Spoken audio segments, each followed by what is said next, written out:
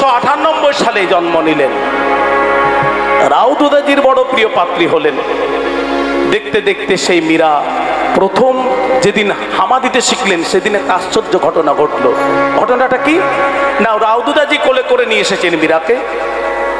রাউদুদাজি প্রতিদিন ঘুম থেকে উঠে স্নান করে চতুর্ভুজনাথের পুজো করেন। প্রথমেই বলেছি, সেই চতুর্ভুজনাথের পুজোর সামগ্রী জোগাড় করতে মেয়েটাকে, ছোট্ট মেয়ে মীরাকে নামিয়েছে। আর মীরা প্রথম হামা দিতে দিতে দিতে দিতে দিতে একবারে চতুর্ভুজনাথের চরণে গিয়ে মাথাটা ঠেকছে। রাউদুদাজি এই দৃশ্য থেকে চমকে গেলেন। ঠাকুর, যে মেয়েটা প্রথম হামা দিয়ে তোমার চরণে তার মাথাটা ঠেকলো, দেখো ঠাকুর, তুমি সেই মেয়েটাকে তোমার চরণ ছাড়া করো না, সেই মেয়েটাকে চরণ ছাড়া করো না ঠাকুর, আমি থাকি না থাকি।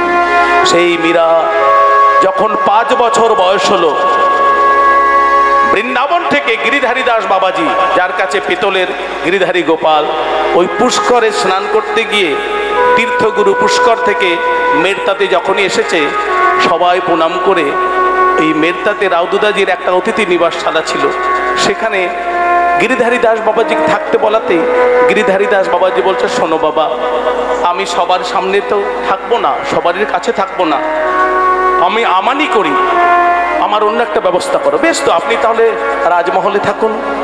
ওই গিরিধারী দাস বাবাজি সঙ্গে ওই পিতলের গিরিধারী গোপালকে নিয়ে অন্দরমহলে, রাজমহলে ঢুকে সেখানে গিরিধারী দাস বাবাজি গিরিধারী গোপালের সেবা করছে।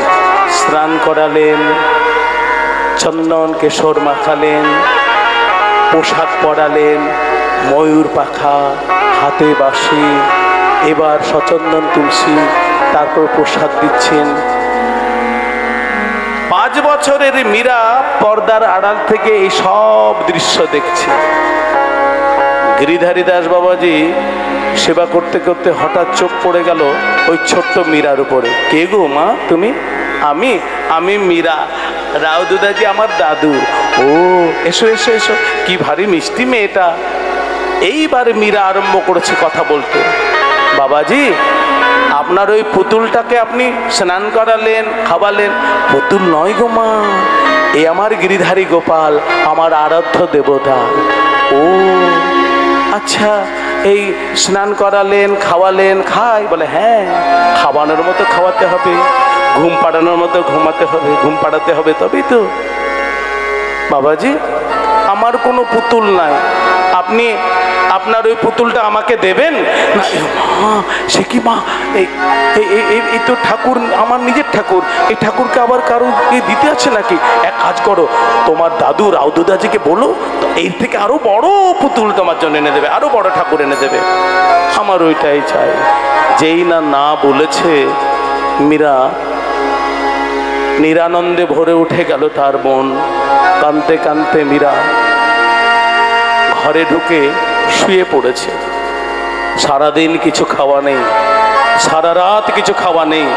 মা চিন্তা করলো দাদুর সঙ্গেই থাকে, দাদুর কাছে খাবার খেয়েছে, মা এত কথা জানে না। কিন্তু মেয়েরা সারাদিন ওই গিরিধারী গোপালকে দেখেই মুগ্ধ হয়েছে, আর খাওয়া নেই। ভোরের বেলা মীরা এদিকে কাঁদতে কাঁদতে কখন ঘুমিয়ে গেছে, এদিকে গিরিধারী দাস বাবাজি ভোরের বেলায় স্বপ্ন দিলেন। স্বপ্নে কে এলেন? স্বয়ং গিরিধারী গোপাল। গিরিধারী দাস বাবাজিকে বলছে, বৃন্দাবন থেকে পুষ্করে এলে, পুষ্কর থেকে যে মেরতাতে এলে, আমি তোমাকে নিয়ে এসেছি। কেন না, আমাকে তুমি ওই ছোট্ট মেয়ে মীরার হাতে তুলে দাও। সে কি ঠাকুর, ওই ছোট্ট মেয়েটাকে দিলে তোমার সেবা কেমন করে করবে? তুমি তাকে শিখিয়ে দেবে সেবা হলো আত্মবৎ। যখন তার খিদে পাবে আমাকে যেন খাওয়ায়, যখন সে স্নান করবে আমাকে যখন স্নান করায়, তোর যখন তার ঘুম পাবে আমাকে যেন ঘুম পাড়ায়। এই আত্মবৎ সেবা। ঠাকুর, তোমার যা ইচ্ছা তাই হবে ঠাকুর। গিরিধারী দাস বাবাজি সকালবেলায় মীরাকে ডেকে বলেন, এই নাও, তুমি চাইছিলে না কালকে, ঠাকুরের আদেশ, আমি আমার ঠাকুরকে তোমার হাতেই তুলে দিলাম। কিন্তু দেখো, তুমি স্নান করলে, ঠাকুরকে স্নান করাবে, তোমার যখন খিদে পাবে ঠাকুরকে খাওয়াবে, তোমার যখন ঘুম পাবে ঠাকুরকে ঘুম পাড়াবে, তুমি যখন যেমন পোশাক পরাতে ইচ্ছা করবে। যেই না গিরিধারী দাস বাবাজির কাছে পেয়েছে, অমনি অমনি মীরা ছুটতে ছুটতে ঠাকুরকে নিয়ে একবারে নিজের অন্দরমহলে নিয়ে গেছে। আলমারি থেকে খুলতে লাগলো, ভালো পোশাক কি, ভালো ভালো পোশাকগুলো পরাচ্ছে, এটা পরাচ্ছে ভালো লাগছে না, আবার এটা, ও মা একটা সুন্দর পোশাক পরিয়েছে, আর পোশাকের উপরে সেই গিরিধারী গোপালকে বসিয়েছে। এবার যেমন ভাবে বাবাজি শিখিয়েছে ওইভাবে সেবা করছে। আহা, मेरे गिरिधर गोपाला मैं तेरी तू मेरा,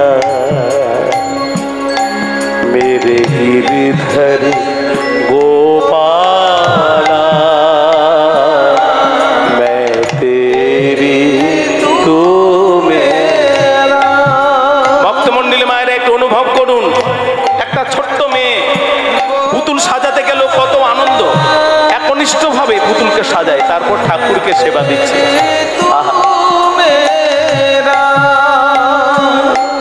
मैं दासी हूँ तेरे, तू स्वामी हो मेरा, मैं दासी हूँ तेरे, तू स्वामी हो मेरा, मेरे गिरिधर गोपाला मैं तेरी तू मेरा, मेरे गिरिधर उलूर ध्वनि मैं तेरी तू मेरा। ओहो, মীরা গিরিধারী গোপালকে পেয়ে আনন্দ যেন আর ধরেন। উমা, দাদুকে তো বলাই হয়নি, দাদুকে বলাই হয়নি, তাড়াতাড়ি দাদুকে ডেকে টানতে টানতে নিয়ে এসে দেখো রাউদাজি ঠাকুরকে থেকে চমকে গেল। এ কি, এ তো গিরিধারী দাস বাবাজির হাতে ছিল, তোর কাছে কেন এলো? আমাকে দিয়েছে দাদু, আমাকে দিয়েছে, আমি এই ঠাকুরের সেবা করতে চাই, এই ঠাকুরের সেবা করতে। বেশ তো, তাহলে ঘরে কেন? ওই চতুর্ভুজ নাথের পাশে একটা মন্দির করে দিলেন, সেই মন্দিরের নাম হলো শ্যামকুঞ্জ মন্দির। রূপোর সিংহাসনে মীরাবাইয়ের সেই গিরিধারী গোপাল বিরাজমান প্রতিষ্ঠা করা হলো। আর আনন্দ যেন আর ধরে না।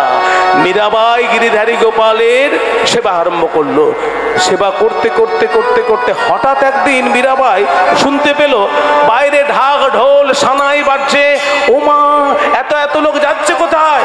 বাইরে ঢাক ঢোল সানাই বাজছে। মা, ও মা, মা, দেখো দেখো দেখো, বাইরে সানাই বাজছে, কত লোক। আর ওই টোপর পরাটা কে গো মা? কার শোভাযাত্রা যাচ্ছে? দূর পাগলি, শোভাযাত্রা নয়, ওটা বর যাত্রী। আর টোপর পরা বলছিস, ওই তো বর। মা, বর মানে কি? এই দেখ, বর বউ মানে জানিস? বউ মানে কি পাগলি? সারাদিন তো দাদুর কোলে থাকিস, আর ওই যখন থেকে গিরিধারী গোপালকে দিয়ে গেছে গিরিধারী দাস বাবাজি, তখন থেকে তার পুজোতে ব্যস্ত থাকিস। অন্যান্য ছোট বাচ্চারা পুতুল খেলার ছলেও বিয়ে বিয়ে খেলা খেলে, তুই তো তাও খেলিস না, তা বর বউ কি করে জানবি? তবে শোন, তোর বাবা আমার বর, আর আমি হলাম তোর বাবার বউ। ও, তাহলে ওটা কার বর? ওই টোপর পরা যে বরটাকে দেখছিস, তোর চন্দনা দিদি, ওই চন্দনা দিদি তোর সাথে মাঝে মাঝে আসে দেখবি, ওই চন্দনা দিদির বর। ও, চন্দনা দিদির, তাহলে চন্দনা দিদি বউ? বলে হ্যাঁ, চন্দনা দিদি বউ, আর এটা হলো বর। আজ রাতের বেলায় আমাদের নেমন্তন্ন আছে, আমরা সবাই যাব। মা, ওটা যদি চন্দনা দিদির বর হয়, আমার বর কোথায়? ছোট্ট মেয়ে মীরা তার মাকে আবদার করছে, আমার বর কোথায়, আমার বর কোথায়, আমার বর কোথায়? তোর বর কোথায় আমি কি করে জানবো? ছোট্ট মেয়েটা, চল যা, মা তুমি আমাকে বলে দাও আমার বর কোথায়, আমার বর কোথাও। বারবার বর কোথায়, আমার বরকে বলতে বলতে এক সময় মীরা ধুলোয় গড়াগড়ি দিয়ে কাঁদতে লাগলো। এমন কান্না যে তার কান্না থামানোই যাচ্ছে না। মেয়েটার কান্না থামানোর জন্য এবার মা ঝালিবা দেবী কি বলল, আয় আয় তোর বরকে দেখাচ্ছে। টানতে টানতে টানতে টানতে নিয়ে গিয়ে শ্যামকুঞ্জ মন্দিরে প্রবেশ করিয়ে ওই পেতলের গিরিধারী গোপালের দিকে আঙ্গুল তুলিয়ে দেখলেন, ওই দেখ ওইটা তোর বর।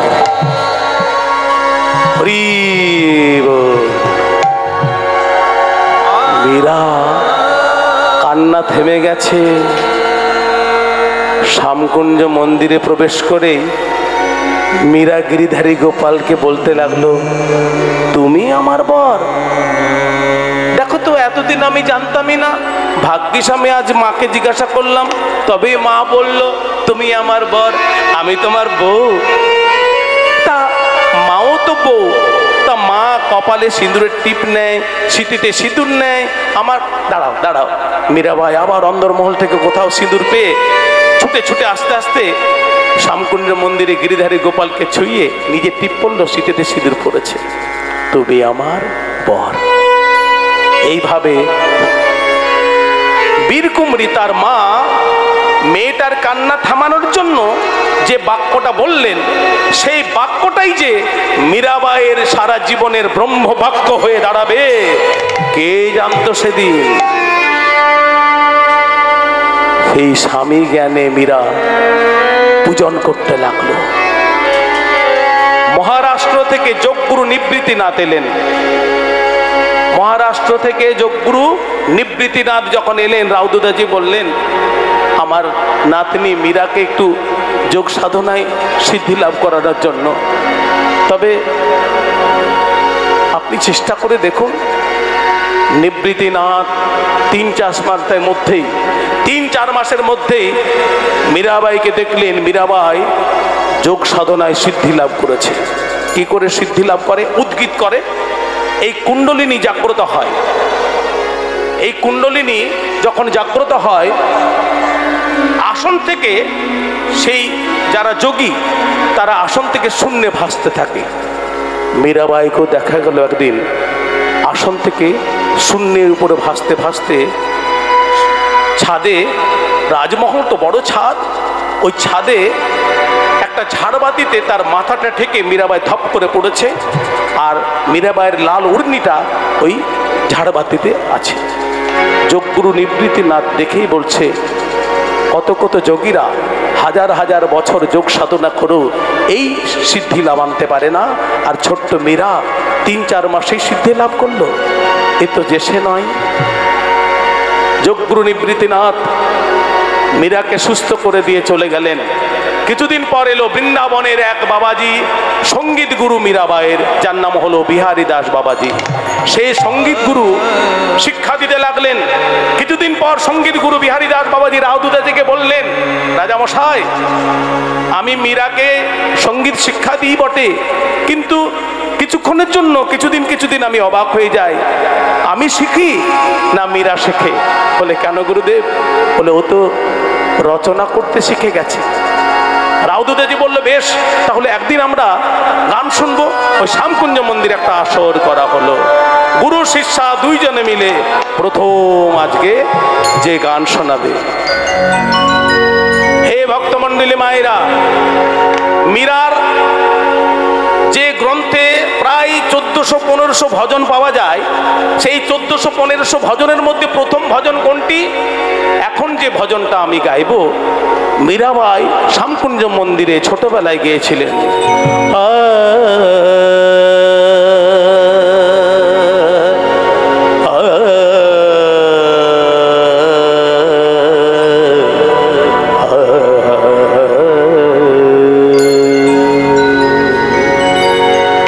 बसो मेरे नैनन में नंदलाल, बसो मेरे नैनन में नंद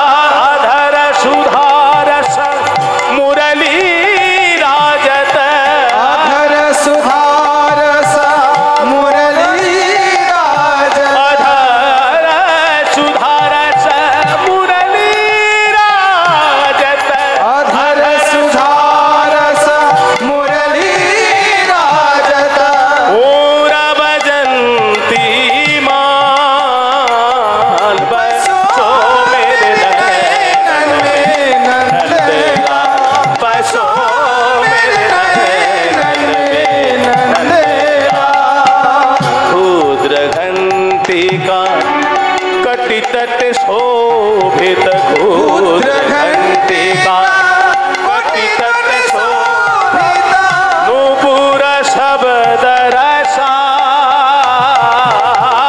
नूपुर शब्द रसान मीरा प्रभु संतन सुखदाई मीरा प्रभु संतन सुखदाई मीरा प्रभु संतन सुखदाई मीरा प्रभु संतन सुखदाई भगत वचन गोपाल बसो मेरे नयन में नंदला बसो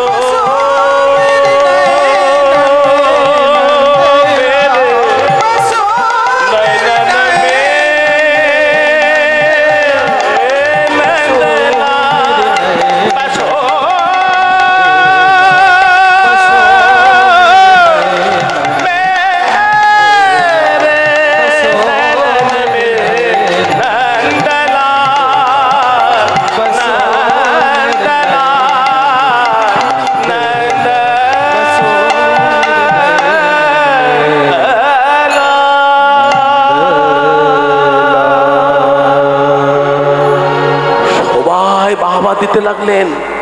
রাউদুদাজি বলছে, ও মা, আমার ছোট্ট মীরা সে তো পদ রচনা করতে শিখেছে। এটাই হলো মীরাবাইয়ের প্রথম ভজন। গিরিধারী দাস বাবাজি বললেন, রাজামশাই এবার যে আমাকে যেতে হবে। মীরাবাই সঙ্গীত গুরু বিহারী দাস বাবাজিকে প্রণাম করে বললেন, গুরুদেব আপনি কোথায় যাবেন? মাগো, এবার আমার বয়স হয়েছে, রাধারানী আমাকে কৃপা করবেন, তাই আমি এবার বৃন্দাবনে চললাম। আর আমার শরীর থাকবে না, এবার শরীর আমাকে ছাড়তে হবে। গুরুদেব আপনি বৃন্দাবনে যাবেন? বৃন্দাবনে গেলে আমার একটা কাজ করে দেবেন গুরুদেব। কি কাজ মা, বলো কি কাজ? আপনি আমার হয়ে রাধারানীকে দুটো কথা বলে দেবেন। কি কথা? রাধারানীকে বলবেন যেন আমাকে কৃপা করে। রাধারানী কৃপা না করলে তো আমি আমার গিরিধারী গোপালকে পাবো না। রাধারানী কৃপা না করলে আমি যে আমার গিরিধারী গোপালকে পাবো না গুরুদেব। তাই আপনি বৃন্দাবনে গিয়ে রাধারানীকে বলবেন আমাকে যেন কৃপা করে। সঙ্গীত গুরু বিহারী দাস বাবাজি দু হাত তুলে মীরাবাইকে আশীর্বাদ করলেন। দেখতে দেখতে মীরা 9 বছর হয়ে গেল। আষাঢ় মাসে শয়ন একাদশী রাউদুদাজি অতিথি নিবাস পরিষ্কার করাচ্ছেন। কারণ কদিন পরে যে পূর্ণিমা আসবে, সে পূর্ণিমার নাম কি? শয়ন একাদশীর পর যে পূর্ণিমা আসে সে পূর্ণিমার নাম কি গো বাবা? গুরু পূর্ণিমা। সেই গুরু পূর্ণিমায় কত গুরু আসে, কত শিষ্যরা গুরু সেবা করে, গুরু পূজা করে, তাই পরিষ্কার করাচ্ছেন। ছোট্ট মীরা দাদুকে জিজ্ঞাসা করছেন, দাদু কি করছো? বলে আজকে শয়ন একাদশী, এই একাদশীর পরে যে পূর্ণিমা গুরু পূর্ণিমা, সেদিন কত গুরু পূজন হয়, শিষ্যরা গুরু পূজন করেন। বললেন আমার গুরু? বলে শ্রবণ গুরু বলা যেতে পারে, আমি, মা, বাবা। শিক্ষাগুরু, শিক্ষাগুরু যার কাছে লেখাপড়া শিখছো, যার কাছে যোগ শিখেছো, যার কাছে তুমি গান বাজনা শিখেছো, এরা তোমার শিক্ষাগুরু। আর কৃষ্ণম বন্দে জগৎগুরু, জগৎগুরু হলো কৃষ্ণ। দীক্ষাগুরু কিন্তু তোমার এখনো হয়নি। তাহলে দাদু আমার দীক্ষা কি হবে না? তুমি তোমার গিরিধারী দাসকে বলো, তোমার গিরিধারী গোপালই তোমার দীক্ষাগুরু এনে দেবেন। এই গুরু পূর্ণিমার দিনেই আমি দীক্ষা নেব দাদু। এই গুরু পূর্ণিমার দিনে দীক্ষা নেবার জন্য মীরাবাই শ্যামকুঞ্জ মন্দিরে গিরিধারী গোপালের চরণে মাথাটা টেকলেন। বলেন আজ শয়ন একাদশী, এরপর গুরু পূর্ণিমার দিনে আমি দীক্ষা নেব, তুমি আমার একটা সদ্গুরু এনে দাও। একাদশী, দ্বাদশী, ত্রয়োদশী, চতুর্দশী, এবার গুরু পূর্ণিমার দিন হয়ে গেল। সকাল থেকে স্নান করে উপোস করে মীরা সদ্গুরুর জন্য অধীর আগ্রহে অপেক্ষা করে আছে, কিন্তু সকাল থেকে সন্ধ্যা হয়ে গেল, তেমন কোনো সদ্গুরু এখনো এলো না।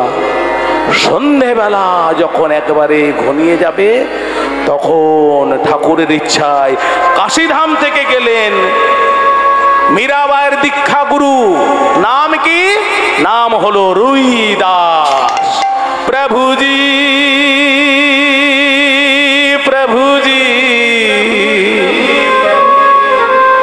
প্রভুজি প্রভুজি প্রভুজি প্রভুজি প্রভুজি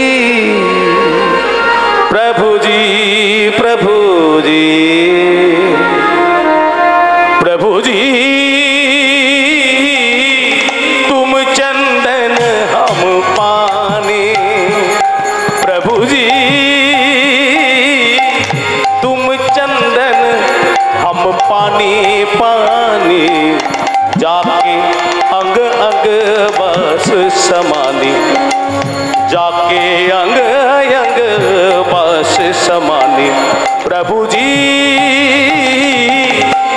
चंदन हम पानी पानी, तुम चंदन हम पानी। एक बार उलट ध्वनि हरि बोल।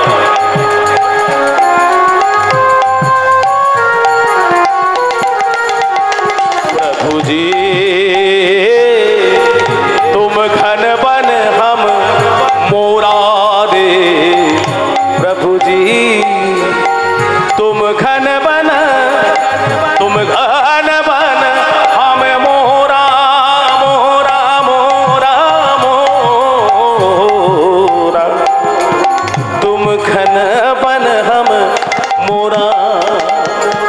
जैसे चितवत चंद्र चकोरा, जैसे चितवत चंद्र चकोरा, प्रभु जी तुम चंदन हम पानी पानी, प्रभु जी तुम चंदन हम पानी। एक बार सबाई मिले दु हाथ तुले से प्रभुर नामे गुणगान करब। निदाई गौर हरिब। प्रभु जी तुम दीपक हम बाती, गम पाठानी पद मप गम गस सगम गम मम गम मम गम मम गम प गम पद प गम पाठानी द पद मप गम प प प गम प प प गम प प बाती बाती बाती बाती, तुम दीपक हम बाती, जागी ज्योत बड़े दिन राती, जागी ज्योत बड़े दिन राती, प्रभु जी तुम चंदन हम पानी। मीराबाईर दीक्षा गुरु রুইদাস। সেই রুইদাস কেমন ভক্ত ছিলেন একটু না শোনালে তো শান্তি নাই আমার। মুচির ছেলে, পূর্ব জন্মে গুরু রামানন্দাচার্যের কাছে একটা অপরাধ করে ফেলেছিলেন। এই জন্মে মুচির ঘরে জন্ম, রঘু চর্মকার তার বাবার নাম। সেই রুইদাস কাশীধামের চৌরাস্তায় জুতো সেলাইয়ের কাজ করে। তার একটা কি ধর্ম ছিল জানেন? কাশীধামের সাধুগুরু বৈষ্ণব ব্রাহ্মণ পণ্ডিতদের কাছে জুতো সেলাইয়ের পয়সা নিতেন না। সাধারণ মানুষের জুতো সেলাই করে বাঁচার জন্য যেটুকু প্রয়োজন সেটুকু ভোগ করতেন। তা জুতো সেলাই করছেন। কাশীধামের রাজার পুরোহিত এক সুন্দর তিথিতে সকালবেলায় রুইদাসকে বলছে, রুইদাস তুমি শুধু জুতো সেলাই করো গো, আজকে বিশেষ একটা তিথি আছে, এই তিথিতে গঙ্গা স্নান করলে পুণ্য আছে। বলে এই তিথিতে গঙ্গা স্নান করলে পুণ্য আছে? আমি তো প্রতিদিনই গঙ্গা স্নান করি ঠাকুর মশাই। বলে প্রতিদিন গঙ্গা স্নান করো? আমি তো ভোর ভোরে আসি। বলে না, আমি তো যাতে মুচি, আমার ছোঁয়া জল যদি কারুর লেগে যায় তার জাত চলে যাবে। এই জন্যই আমি রাত থাকতে থাকতে গঙ্গা স্নান করি। আর তখন কোনো ফলের দোকানও খোলা থাকে না, কোনো ফুলের দোকানও খোলা থাকে না।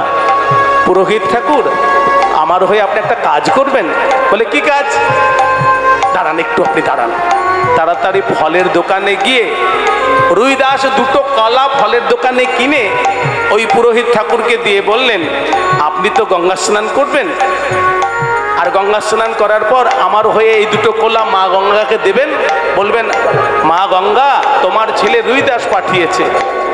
সেই কাশীধামের রাজার পুরোহিত একেবারে অবজ্ঞা করে দুটো কলা নিল, স্নান করলো, গঙ্গা পুজো করছে, কত স্তবস্তুতি। তারপর ভেজা ধুতিটা যখন ছাড়বে, শুকনো ধুতি পরবে, তখন দেখছে ধুতির অঞ্চলে ওই রুইদাসের দেওয়া দুটো কলা তখনও রয়েছে। একবারে তাচ্ছিল্যভাবে ফেলে বলছে, এই নাও তোমার ছেলে ওই রুইদাস পাঠিয়েছে। যেই না ছুটেছে, অমনি পুরোহিত দেখলো মা গঙ্গা একটা হাত বার করে দুটো কলা খপ করে ধরেছে। পুরোহিত মশাই চমকে গেলেন, সে কি? রাজ পুরোহিত চিন্তা করছে, আমি কত স্তবস্তুতি করি, কখনো ঠাকুর মা গঙ্গা আমার স্বীকার করেনি কোনো প্রসাদ ফুল, আর একটা মুচির ছেলে আজকে দুটো কলা দিয়েছে, মা গঙ্গা স্বীকার করেছে। ততক্ষণ দেখলো আবার হাতটা বেরিয়েছে। এবার হাতে অন্য কিছু নয়, এবার মা গঙ্গা হাতটা বার করেছে একটা চুড়ি, যে চুড়িতে হীরা মুক্তা মণি মাণিক্য সুন্দর একটা নকশা। সেই চুড়িটা বার করে মা গঙ্গা ওই রাজপুরোহিতকে বলছে, পুরোহিত ঠাকুর এই চুড়িটা আমার ছেলে রুইদাসকে দিয়ে দিও, বলবে তার দুটো কলা আমি স্বীকার করেছি। সেই চুড়িটা যখনই পেয়েছে, পুরোহিত চিন্তা করছে এই চুড়ির কথা তো রুইদাস জানে না, আর চুড়িটা বিক্রি করে যা টাকা পাবো তাতে আমার 14 পুরুষ বসে বসে খাবে, আর রাজবাড়ি এই বাড়ি ওই বাড়ি পুজো করে দিন কাটাতে হবে না। রাজপুরোহিত সেই চুড়ির লোভে পড়ে কাশীধামে সব থেকে বড় সোনার দোকানে গিয়ে বলছে, এই চুড়িটা আমি বিক্রি করতে চাই। দোকানদার চুড়িটা দেখে একবারে চোখ ছানা পড়া, এমন নকশা করা, এমন সুন্দর হীরা মুক্তা মণি মাণিক্য খচিত, এত সুন্দর চুড়ি আপনি কোথায় পেলেন? সে তোমার দেখে লাভ কি? আমার বাপ ঠাকুরদার আমলের ছিল, আমার এখন টাকার দরকার, দাও। বলে, পুরোহিত ঠাকুর আমার দোকানটা বিক্রি করলেও যা টাকা আসবে সেই টাকা দিয়েও এই চুড়ির দাম দিতে পারবো না। আচ্ছা কত? আমার কাছে 1000 টাকা আছে, তাই দাও। তখনকার দিনে 1000 টাকা।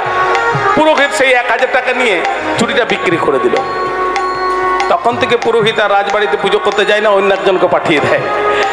এইবার দোকানদার চিন্তা করছে, চুড়িটা আমি 1000-এ কিনে যতদিন না 2000 টাকায় বিক্রি করি ততদিন আমার শান্তি নাই। সেই কাশীধামের রাজার রানীর এক বান্ধবী ছিল, একদিন বাজার করতে গিয়ে ওই সোনার দোকানে ঢুকে বলছে, ভালো কিছু দেখান তো। ভালো কিছু মানেই তো ওই চুড়িটা। এই চুড়িটা পছন্দ করে বলছে, কত দাম? এই চুড়িটার দাম 2000 টাকা।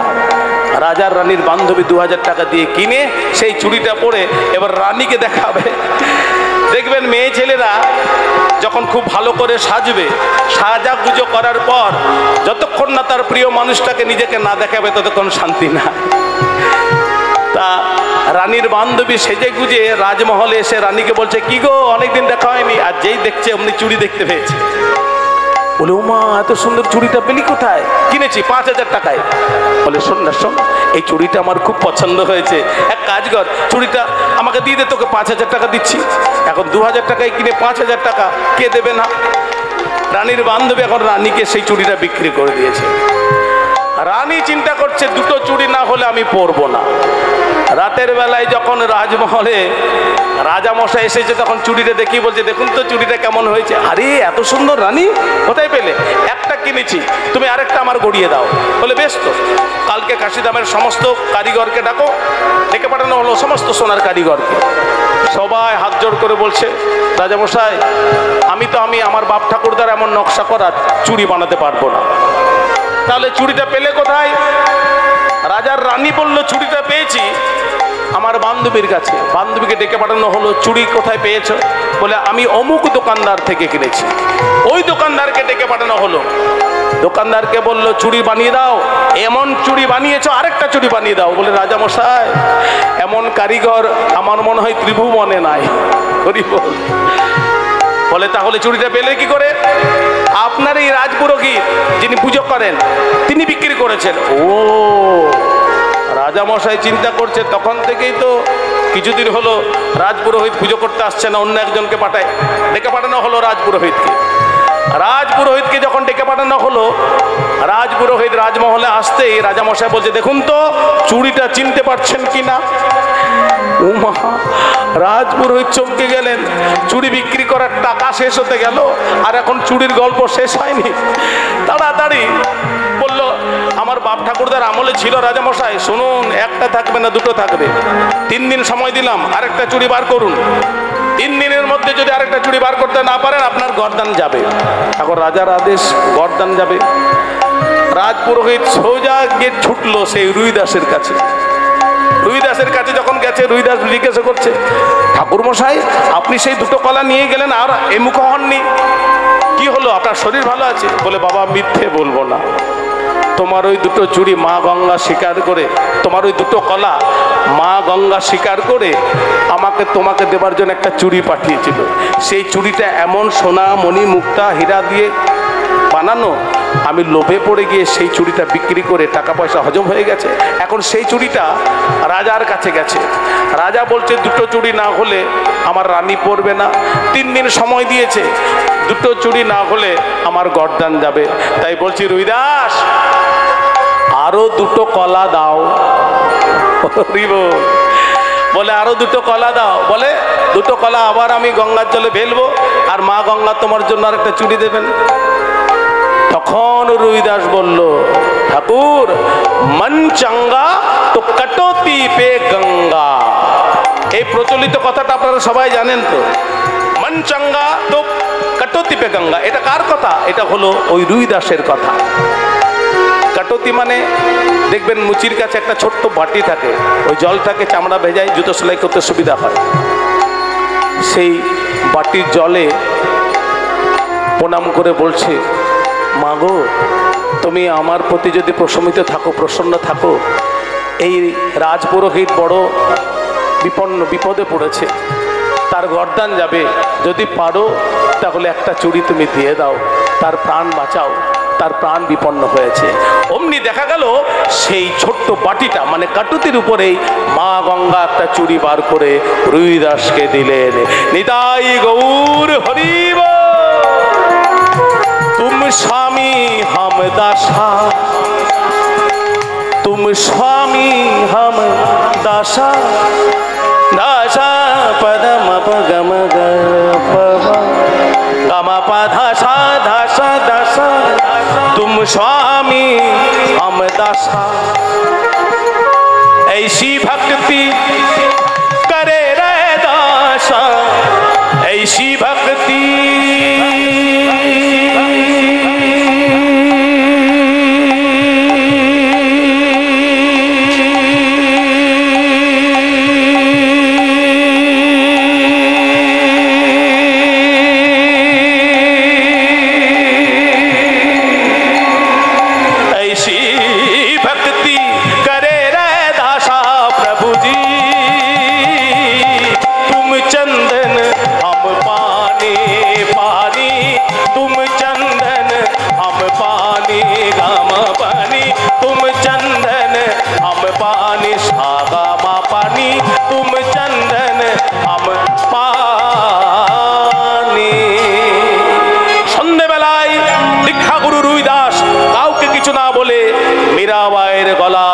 তুলসীর মালা পরিয়ে দিলেন আর কানে দিলেন দীক্ষা মন্ত্র।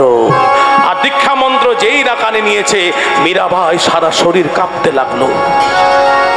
গুরু ব্রহ্মা গুরু বিষ্ণু গুরুদেব মহেশ্বর গুরুদেব পরম ব্রহ্ম তস্मै শ্রী গুরবে নমঃ। অজ্ঞানগতি বিনন্দস্য জ্ঞানাঞ্জন শলাকয়া চক্ষুর্মিলিতং येन তস্मै শ্রী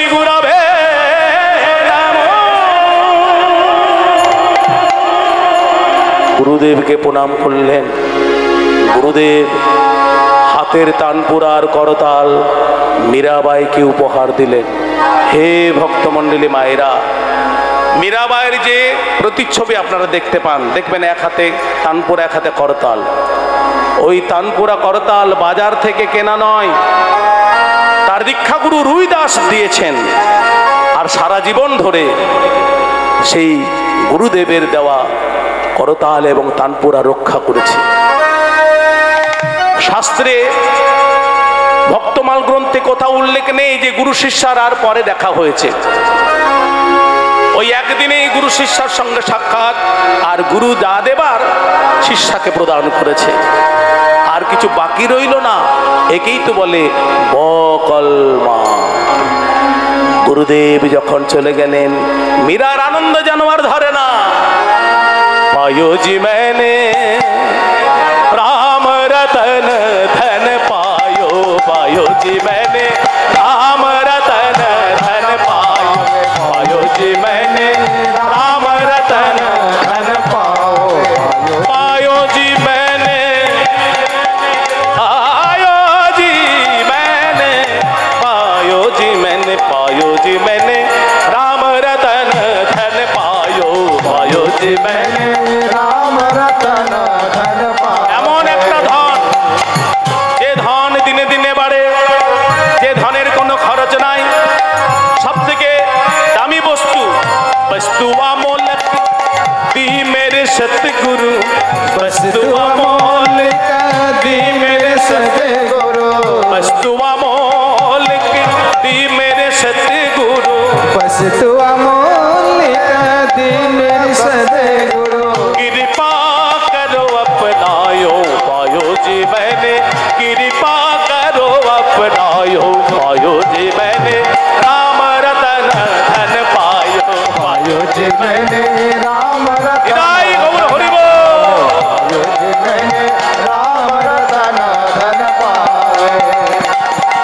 जन्म जन्म की पूंजी पाई, जन्म जन्म की पूंजी पाई, जग में सभी खुमायो, आयो जी मैंने जग में सभी खुमायो, आयो जी मैंने राम रतन धन पायो, पायो जी मैंने राम रतन धन पावे, ध्वनि हरि ध्वनि हरि बोल।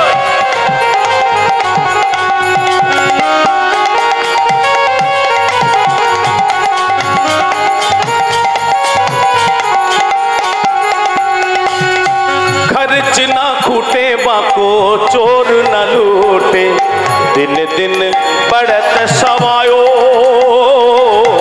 दिन दिन बढ़त समायो, सत की नाव खबटिया सतगुरु, सत की नाव खबटिया सतगुरु, भव सागर तरायो, मीरा के प्रभु गिरिधर नागर, मीरा के प्रभु मीरा, मीरा के प्रभु, मीरा के प्रभु, मीरा के, मीरा के प्रभु गिरिधर नागर, मीरा के प्रभु गिरिधर नागर, गिरिधर नागर, गिरिधर नागर, गिरिधर नागर, गिरिधर नागर, मीरा के प्रभु गिरिधर नागर, हरख हरख जस गायो, पायो जी मैंने हरख हरख जस गायो,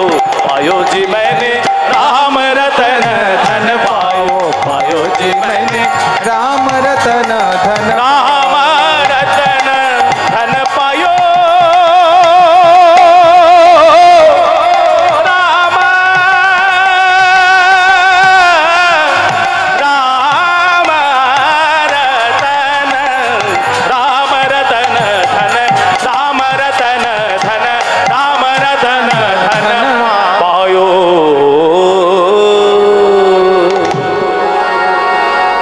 দীক্ষা গুরু চলে গেলেন। এইবার মীরাবাইয়ের বয়স হচ্ছে, একটু একটু করে দিন বাড়ছে। ঘরে মীরাবাইয়ের বিয়ের আলোচনা করছে। বিয়ের আলোচনা যখন হচ্ছে, মীরা দাদুর কাছে গিয়ে বলছে, দাদু বলছি হিন্দু সনাতনী ধর্মের বউদের কবার বিয়ে হয়? বললে, মাগো ছেলেদের হয়তো 2-4 বার হয়, কিন্তু মেয়েদের তো একবারই হয়। তাহলে তোমাকে আমি বলেছি না গিরিধারী লাল আমার স্বামী? বলে, মা ওই গিরিধারী গোপাল যে তোর শুধু নয়, সে তো জগতের স্বামী। তাই হোক আমার স্বামী, জগতের হলো, আমার তো স্বামী। আমি তোমাকে বলেছি, তুমি ঘরে বলে দাও। রাও দুদাজি মীরার কথা শুনে বলল, শোনো, আমি যতদিন বেঁচে থাকবো এই মীরার বিয়ের আলোচনা পর্যন্ত কে করবে না। সেই রাও দুদাজি যখনই বলল কেউ আলোচনা পর্যন্ত করছে না, দেখতে দেখতে রাও দুদাজি বয়স হলো, বয়স সন্ধিক্ষণ যখন হলো, শয্যাশায়িত হলো। 5টা ছেলে বাবা রাও দুদাজিকে জিজ্ঞাসা করলো, বাবা বলো তোমার অন্তিম ইচ্ছা কি? আমার অন্তিম ইচ্ছা ছিল মীরাকে যদি একবার কোণে সাজে দেখতে পেতাম, আর আমার বড় ছেলে বীরমদেব, তার ছেলে হলো জয়মাল, সেই জয়মলকে আমি রাজবেশে দেখতে চাই। দুটো নাতি নাতনিকে, একজনকে কোণে সাজে, একজনকে রাজবেশে দেখলো। বাবা বলো আর তোমার অন্তিম ইচ্ছা কি? রাও দুদাজি বলল, এবার তো আমার শরীর যাবে, আমার শরীর থেকে আত্মা বেরিয়ে যাবে, শরীরটা এবার গলবে পচবে। তোরা অন্তিম ক্রিয়া না করলে আমাদের শরীরের প্রাণ পাখিটা উড়ে যাবে। তবে যাবার সময় যদি কোনো সাধুগুরু বৈষ্ণব দর্শন করে মরতে পারি,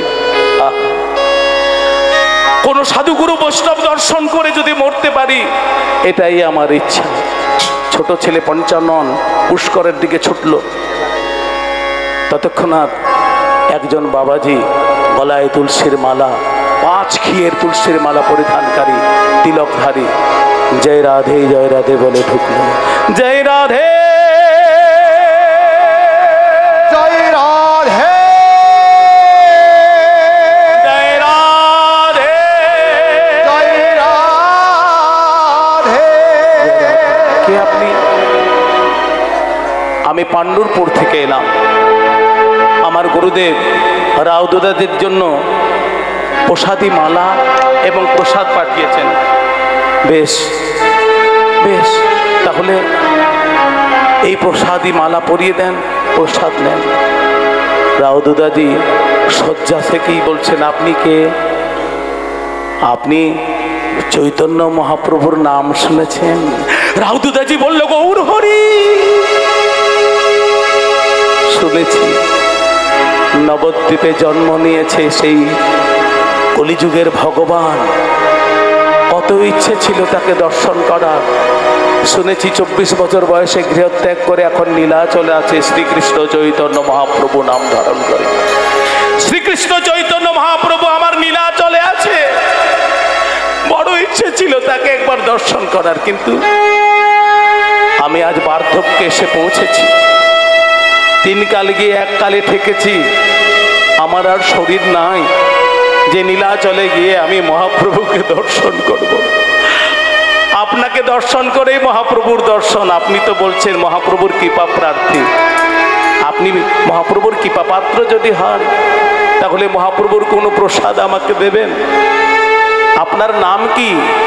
সেই বাবাজি বলল, আমার নাম চৈতন্য দাস। মহাপ্রভুর প্রসাদ বলতে আমার গলায় যে 5 ঘিয়ের তুলসীর মালা দেখছেন, এটা মহাপ্রভু নিজের হাতে পরিয়ে দিয়েছেন। এটা তো মহাপ্রভুর প্রসাদ। তাই মহাপ্রভুর প্রসাদ আমি 5 ঘির থেকে 2 ঘি খুলে আপনার গলায় আমি পরিয়ে দিলাম। চৈতন্য দাস বাবাজি রাও দুদাজির গলায় মহাপ্রভুর সেই প্রসাদী মালা পরিয়ে দিলেন। আর জয় শ্রী গৌরাঙ্গের জয়, জয় শ্রী গৌরাঙ্গের জয়, জয় শ্রী গৌরাঙ্গের জয় বলে রাও দুদাজি শেষ নিঃশ্বাস ত্যাগ করলেন। রাও দুদাজি মরে যাবার পরে কার বেশি ক্ষতি হলো বলুন তো? মীরাবাই। এত এতদিন তো মীরাবাইয়ের বিয়ের আলোচনা কেউ করছিল না। এইবার রাউদুদাজির বড় ছেলে বীরমদেব, তার বউ গিরিজা দেবী, যিনি চিতোরের রানা সংগ্রাম সিংহের বোন, সেই রানা সাঙ্গার পুত্র রানা রাজভোজ, 16 বছর বয়স এখন। সে রাজভোজের সঙ্গে মীরার বিয়ে দেওয়ার আলোচনা চলছে, কিন্তু মীরাকে বললে হবে না, রাজভোজকে এনে মীরাকে দেখাতে হবে। তাই তার বোন গিরিজা দেবী চিঠি লিখলেন রানা সাঙ্গাকে, রানা সংগ্রাম সিংহকে বললেন, আমি কিছুদিন এই মেরতা থেকে চিতোরে থাকতে চাই, আমাকে নিতে আসবে কে? আমাকে নিতে আসবে আমার ভাইপো রানা রাজা ভোজ। সে রানা রাজা ভোজ এলো। এইদিকে রানা রাজা ভোজের সঙ্গে বন্ধুত্ব ভাইয়ের সম্পর্ক কার?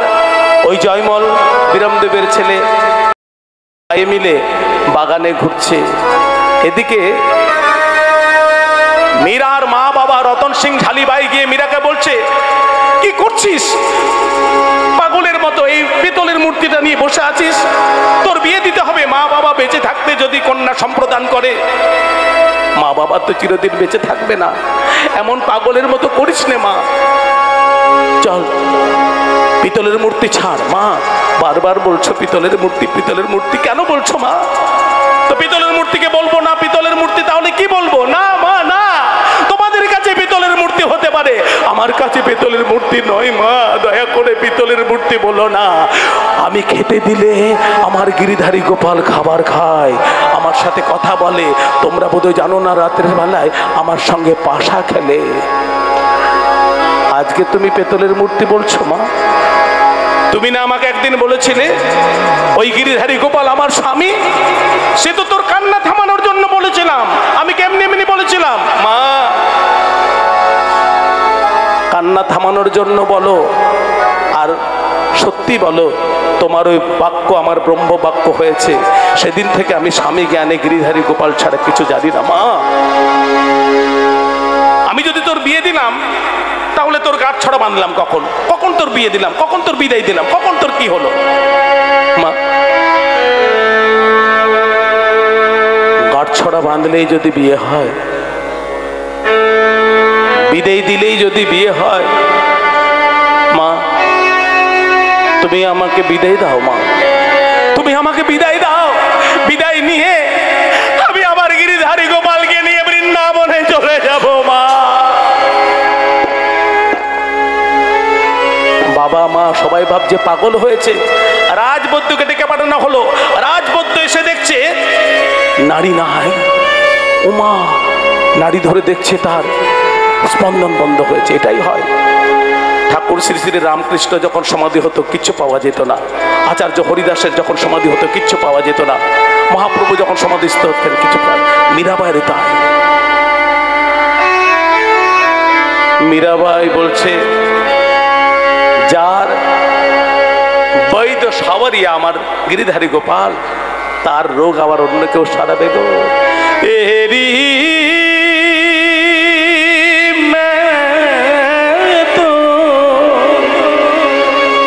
প্রেম দিবানি মে তো প্রেম দিবানি মেরো দর্দ না জানে কো।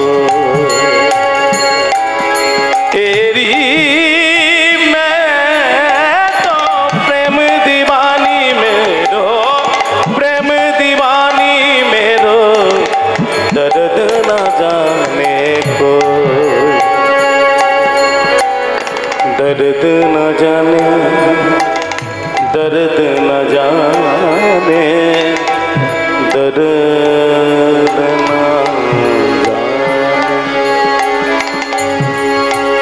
दर्द न जाने,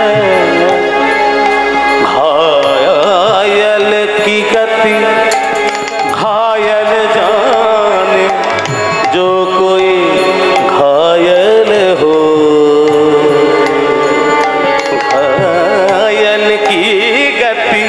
घायल जाने, जो कोई घायल हो। जहर की गति जो हरि जाने, जो हरि की गति जो हरि जाने, इन दिन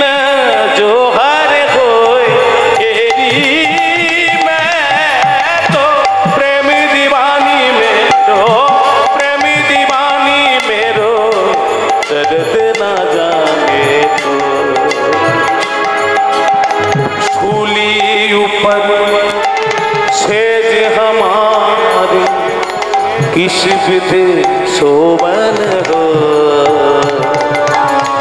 गगन मंडल पर सेज पिया की गगन मंडल पर सेज पिया की किस विधि मिलना हो एरी मैं तो प्रेमी दीवानी मेरो प्रेमी दीवानी मेरो प्रेमी दीवानी मेरो दर्द ना जाने को दर्द ना जाने को दर्द ना जाने আমার মরমের কথা কেউ বোঝে না ঠাকুর তুমি তো বোঝো তুমি তো জানো মীরাবাই ঠাকুরের চরণে কাঁদতে লাগলো এদিকে চিতরের থেকে রানা রাজভোজ ওই জয়মলের সঙ্গে ঘুরতে ঘুরতে ঘুরতে ঘুরতে শ্যামকুঞ্জ মন্দির প্রাঙ্গণে মীরার গান শুনতে পেয়েছে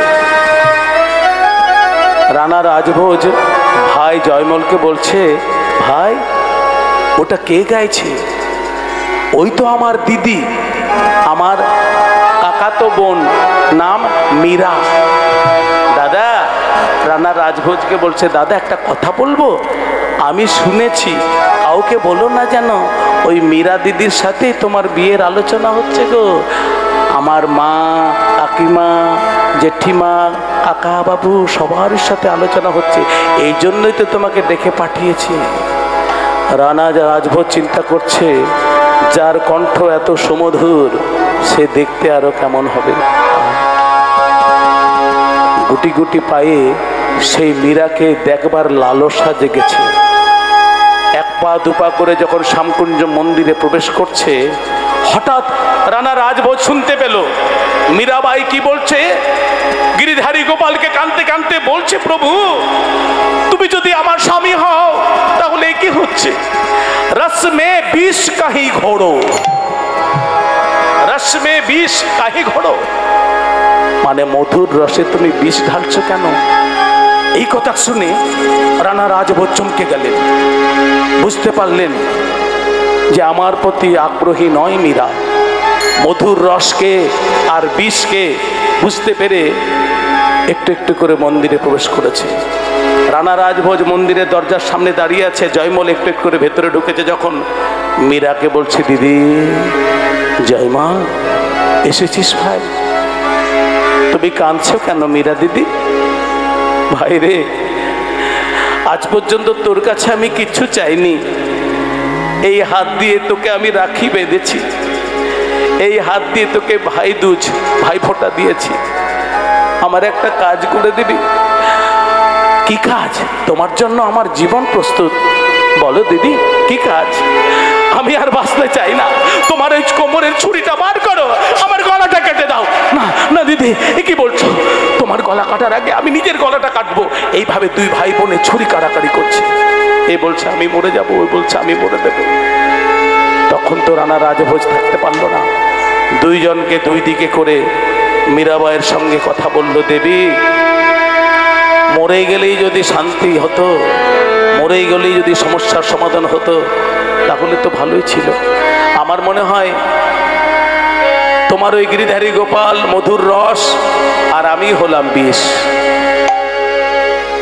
মরে গেলে তো কলঙ্ক হবে কিন্তু তুমি যেভাবে তোমার গিরিধারী গোপালের প্রতি প্রেম ভক্তি করো আমার মনে হয় এই ভারতবর্ষের বুকে অন্য কোনো রাজপুত তোমাকে এক ঝলক দেখলেই তোমাকে তার ঘরে নিয়ে যাবে কিন্তু আমার সঙ্গে তোমার বিয়ে হলে আমি একটা কথা দিতে পারি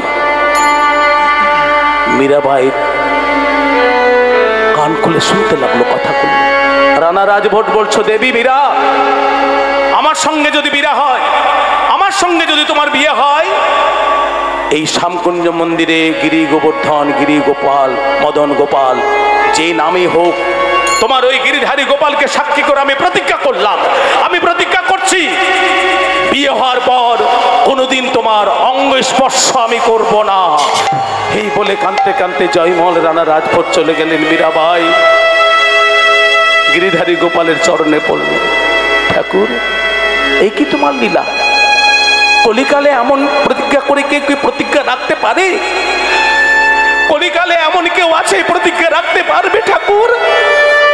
অমনি ঠাকুরের গলার মালা মীরার গলায় পড়ে গেল। মীরা উত্তর পেয়ে গেল। মীরাবাই বিয়েতে সম্মতি দিলেন। বিয়ের দিনক্ষণ তৈরি হলো, উপস্থিত হলো। কোন দিন? না, বৈশাখ মাসে অক্ষয় তৃতীয়ার দিন বিয়ের দিন। অক্ষয় তৃতীয়ার দিন মীরাবাইয়ের বিয়ে। শ্বশুর বাড়ি থেকে মানে চিতরের থেকে অত রকম তত্ত্ব এসেছে, সোনা দানা বিয়ের সাজ সব আলমারিতে রাখা আছে। পরের দিন অক্ষয় তৃতীয়া, আজ রাত্রিবেলায় মীরাবাই ঠাকুরের প্রতি বলছে, ঠাকুর আমি তোমাকে শুধু মানলাম, তুমি আমার স্বামী, তুমি আমার স্বামী। কই তুমি তো একদিনও বললে না আমি তোমার বউ, আমি তোমার বউ, আমি তোমার বউ।